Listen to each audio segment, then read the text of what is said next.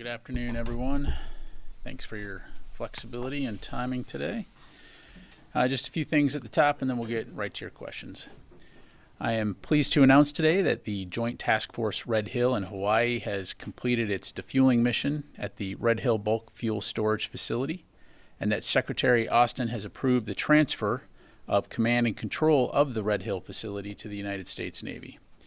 Joint Task Force Red Hill, commanded by Vice Admiral John Wade, completed their mission to safely and expeditiously defuel the Red Hill Bulk Fuel Storage Facility roughly 6 months ahead of schedule from the original defueling plan. Rear Admiral Stephen Barnett, now dual-hatted as Commander of the Navy Region Hawaii and Commander of Navy Closure Task Force, will have overall responsibility for the final steps to ensure the safe closure of Red Hill. As you may recall, in March 2022, Secretary Austin directed the defueling and permanent closure of the Red Hill facility and established Joint Task Force Red Hill to lead the defueling efforts and maintain command and control of Red Hill Bulk Fuel Storage Facility. Last fall, the Secretary directed a conditions-based transition of command and control from the Joint Task Force to the Navy Closure Task Force, with the Navy assuming responsibility for Red Hill upon completion of the defueling mission.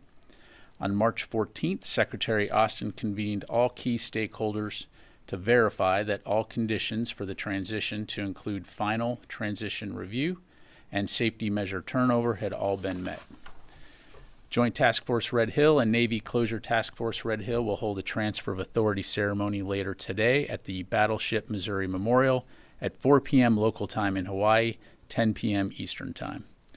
The ceremony will mark the official transfer of authority from JTF Red Hill to the newly established Navy Closure Task Force Red Hill as they assume full responsibility for the facility and its closure. And between mid-January and the end of March, the Navy Closure Task Force Red Hill was fully integrated with the JTF Red Hill team to ensure continuity of mission for safety, security, and community engagement. The Department of Defense and the United States Navy remain deeply committed to protecting the public's health and preserving the environment. The Navy will continue its work to safely close Red Hill while protecting the safety of the surrounding community and being responsible environmental stewards in Hawaii. The transfer of authority ceremony will be broadcast live on defense.gov. Switching gears, nearly 2,000 Marines and sailors arrived in Australia's Northern Territory this week to begin the 13th annual iteration of Marine Rotational Force Darwin, which strengthens the Australia-U.S. alliance and our combined capabilities. Over the next 6 months, MRF Darwin will conduct a series of exercises and training events with the Australian Defence Force and other regional allies and partners to establish a forward-postured crisis response force, enhance interoperability between our forces, and contribute to a more stable and secure Indo-Pacific. For more information, please contact the U.S. Marines. And finally, as you may have seen earlier today, DoD's Chief Information Office released its Defense Industrial Base Cybersecurity Strategy. Spanning fiscal years 2024 through 2027, the DoD's Defense Industrial Base Cybersecurity Strategy provides a path forward for the department's internal and industry-facing cybersecurity activities. The strategy's vision, mission, goals, and objectives support the directives and priorities of the National Defense Strategy, the 2023 National Cybersecurity Strategy, and the 2023 DoD Cyber Strategy. You can read more about this on defense.gov. With that, I'll be glad to take your questions. We've got Associated Press on the phone, so let's go with Lita Baldor, AP first. Hi, thanks, Pat. Today, General Brown said that some of the weapons that Israel has asked for and wants have not been provided by the United States, that they've asked for things that either the US doesn't have the capacity to give or doesn't want to give. Can you add any more to that? Like, what types of weapons has the United States not provided to Israel that it wanted? And is it largely due to risk and what's available, or are there other things such as conditioning that on progress in humanitarian efforts that sort of keyed into that? Yeah, thanks very much, Lita.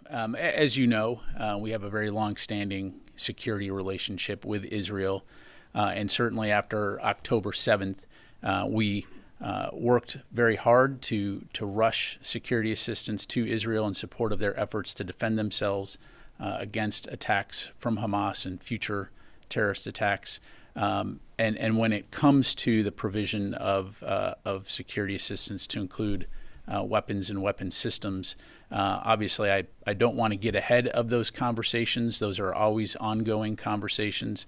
But through programs like foreign military finance, foreign military sales, again, it's part of our efforts, longstanding efforts to ensure Israel's qualitative military edge. But to get to your specific question, I don't have any information to provide beyond that. Thank you. Come to the room here, Haley. Thank you. I'm hoping just to get updates on a few things. One, on the Benavides and the Army assets heading to Gaza, if those are still expecting to arrive on time, or sort of when we can expect that. And then also on the additional Abbey Gate review, on sort of when that release will be coming. And then anything you have, I know Congress is out, but any update you have on conversations Secretary Austin has had on the supplemental with lawmakers, any talks he's having with them? Sure. On the Abbey Gate review, I don't have a date to provide. Certainly, we'll keep you updated on that front, as will U.S. Central Command. When it comes to the joint logistics over the shore capability, the Benavides, and the other ships associated with that effort, to my knowledge, everything's on track so far. We talked about the fact that we anticipate that capability will be operational within 60 days. So we're, almost halfway there. But again, we'll certainly keep you updated on that front. But again, right now, based on the information I have, everything is proceeding according to schedule. In terms of the Secretary's engagement with the Hill, I don't have any specific calls to read out to you now, other than to say he and the department writ large continue to remain actively engaged with Congress and to work with Congress to try to get the supplemental passed. You've heard the Secretary say many, many times that it is vital that we have that additional financial support for multiple reasons, not the least of which is to continue supporting Ukraine in their fight. Thank you. Will.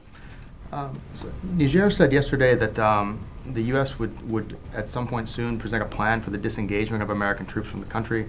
So is such a plan in the works, and do you have any update on the status of U.S. forces there or their future in the country? Yeah, thanks, Will. I did see that article. I think you're familiar with the outlet that it ran in. I really don't have anything on that. To my knowledge, there continue to be ongoing discussions at this time. We'll, of course, keep you updated if there's anything new. There's been no decisions made at this stage on the movement of U.S. forces, and we're still working to get clarification from the CNSP in that regard. So we'll keep you updated. Let me go to Tom and then here. Thanks, Pat. Two quick follow-ups. One is, what led to the 6 months early action on Red Hill? You said they moved 6 months in advance. And my second question is, has there been any more clarity on who will be the NGOs that the U.S. will be working with once the pier is constructed in Gaza? Who will be taking the aid from any more? On Tuesday, Sabrina was unsure. It's an ongoing thing, I realize. Any more clarity on that? Thanks. Yeah, thanks, Tom. On your first question, I think it's a real testament to the effectiveness of Joint Task Force Red Hill, the team led by Vice Admiral Wade, and their commitment and dedication to taking this task very seriously for all the obvious reasons, not the least of which is the public interest in ensuring that we're doing right by the state of Hawaii and the people in Hawaii. And so, they worked expeditiously to do it as safely as possible. And so, obviously we're very glad to see that things have moved along quickly and are confident that the Navy Closure Task Force Red Hill will continue that tradition. In terms of the NGOs and the efforts to receive and distribute aid, as Sabrina highlighted, that work is still ongoing. USAID has the point when it comes to, and State Department have the point when it comes to working with NGOs in that regard. Certainly the DoD is part of those conversations. I just don't want to get ahead of the process right now. But as I mentioned to Haley, we'll be sure to keep you updated. You did anticipate my question. So USAID is going to be essentially the point agency to deal with that end of the operation? Well, USAID is the point for the United States government when it comes to working with NGOs and humanitarian assistance as it relates to Gaza. So certainly we're working with state and AID on that front. And again, we'll keep you posted. Yes, sir. Yes, Daniel Compatangelo for the Italian television. So there's been, for many years in Europe, there's been ongoing talks about creating a military force to protect Europe itself towards Russia and attacks. Although being part of NATO, Europe appreciate what President Biden been doing all those years to strengthen the alliance. But what would the answer from the Pentagon if Europe would have their own military force to protect themselves? It's some states in Europe brought that up lately. Yeah. Well, I mean, that's certainly a question that Europeans and the European Union would need to respond to. As you know, the United States has been committed to working with European nations to include NATO for a very long time when it comes to European security. I think we all have a vested interest in a secure, stable, peaceful, prosperous Europe, as evidenced by the last 75 years. But when it comes to those kinds of decisions, those kinds of policy decisions, I just don't want to get into hypotheticals at this point. And so I'd refer you to the EU on that. Let me go to the phone here. Jeff Shogel, Task and Purpose. Thank you. So the defueling mission at Joint Task Red Hill is done. Does that mean all the petroleum-based substances are no longer in storage, or that they still have to clean up sludge and other residue in order to make it completely clean? Yeah, thanks, Jeff.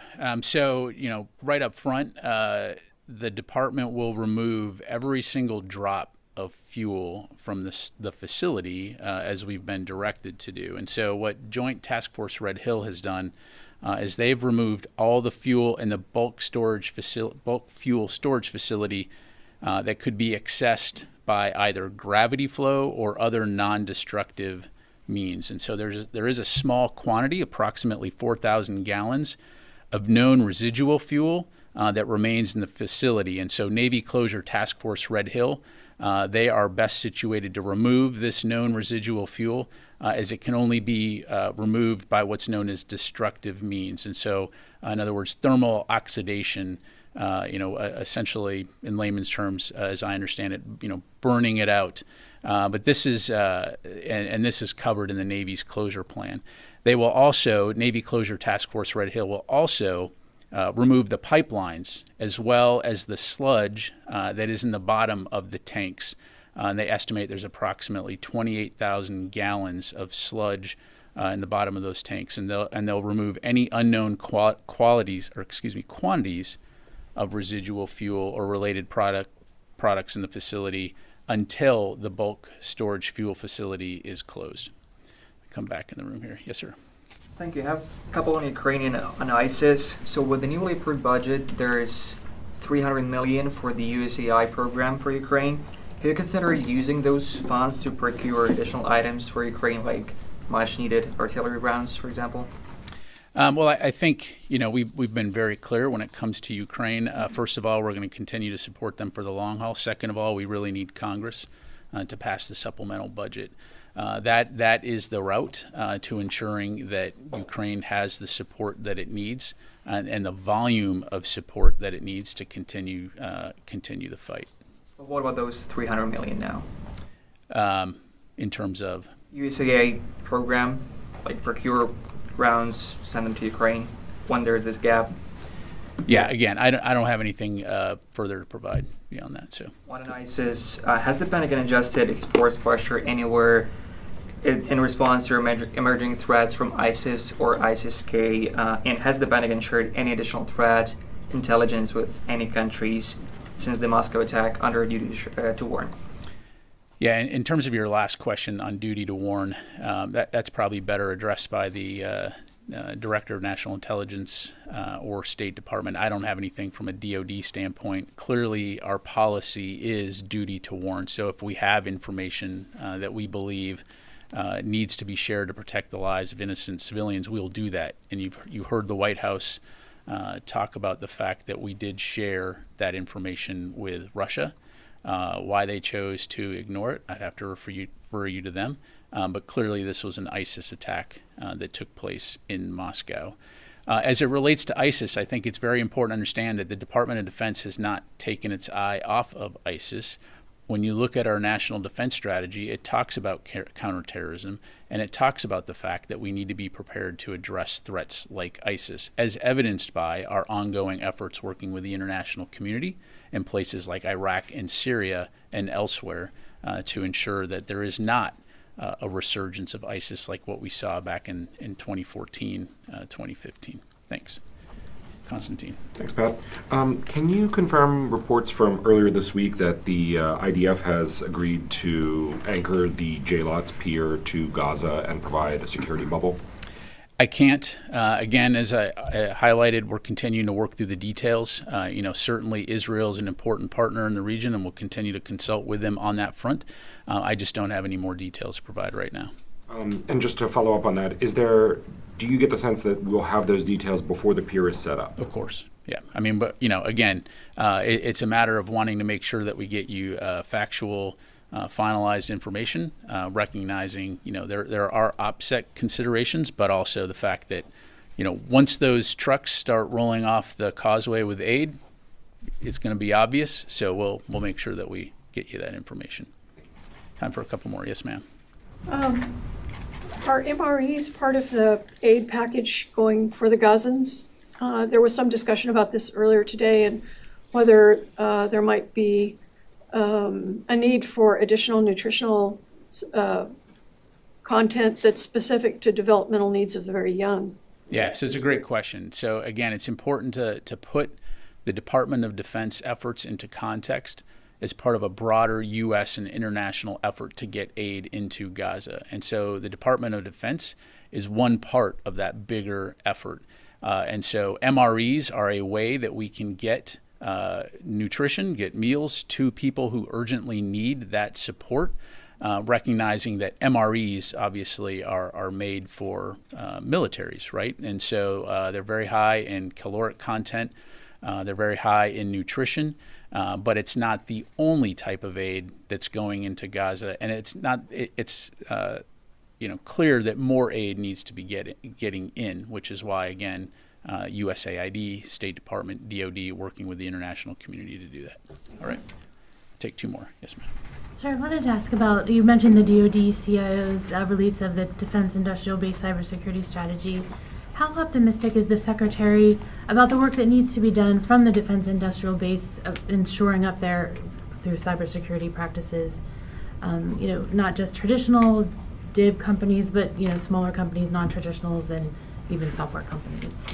Well, I mean, as you highlight, it's not just the big companies. It's also important to take care, think about the subsidiaries, the subcontractors, the smaller companies.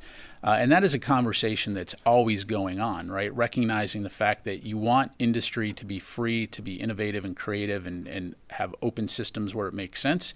But at the same time, recognizing that within the bounds of privacy and propriety, we also don't want to do something that's going to potentially introduce vulnerabilities. And so those are the kinds of conversations that happen at multiple levels, and certainly something that the Secretary is aware of and something that the Department will take into account. Thank you. Thanks.